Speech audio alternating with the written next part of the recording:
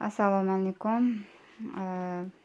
Dazmolga olishni so'raganlar uchun mana dazmolimizni tobi to'kka tuqasizlar, mantidan suv qo'yasizlar, bo'ldi.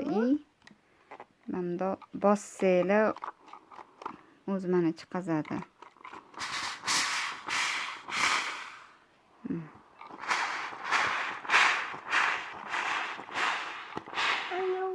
Shilinishni bo'lib chiqadi bosganda.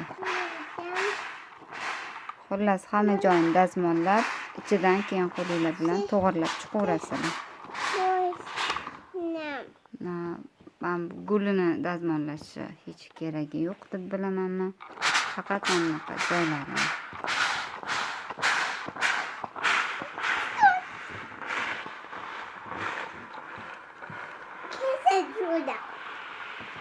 Xullas, mana shunaqa dazmolga olaverasizlar. To'g'rasida dazmollab.